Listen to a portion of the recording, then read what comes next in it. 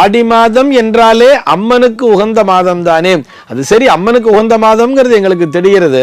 இதை எப்படி கொண்டு வந்தார்கள் நம் முன்னோர்கள் அப்படின்னு சொல்லி பார்த்தோம்னா, இதனை இரண்டு விதமாக பிரித்து பார்க்கலாம். அதாவது ஜோதிடவியல் ரீதியாகவும் பார்க்கலாம், ஆன்மீக ரீதியாகவும் பார்க்கலாம்.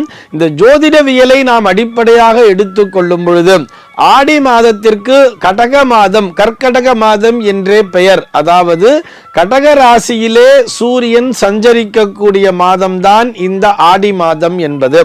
இதற்கும் அம்மனுக்கும் என்ன சார் சம்பந்தம் அப்படின்னு சொல்லி பார்த்தோம்னா, சூரியனைத்தான் ஆன்மகாரகன் என்று சொல்லுவார்கள். நம்முடைய சோல் அப்படின்னு சொல்றோம் இல்லையா, இந்த ஆன்மாவின் மீது தன்னுடைய ஆதிக்கத்தினை செலுத்தக்கூடிய கிரகம் எதுன்னு சொல்லி பார்த்தோம்னா அது சூரியன் என்கின்ற கிரகம்தான்.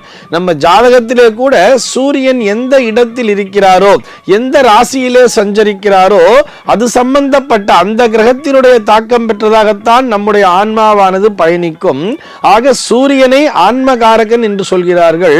அதே மாதிரி இந்த கடக ராசி அப்படிங்கிறது இருக்கு இல்லையா, இந்த கடக ராசிக்கு அதிபதி யாருன்னு சொல்லி பார்த்தோம்னா அது சந்திரன் என்கின்ற கிரகம்தான்.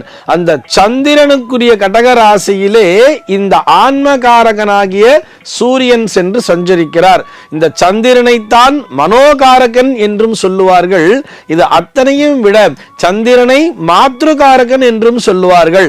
அன்னை, அதாவது தாயாருக்குரிய கிரகமாக இந்த சந்திரனை பார்க்கிறார்கள். இந்த உலகத்திற்கே தாய் யார்? அந்த அன்னை தானே. அன்னை பராசக்தி தானே இந்த உலகத்திற்கே தாய்.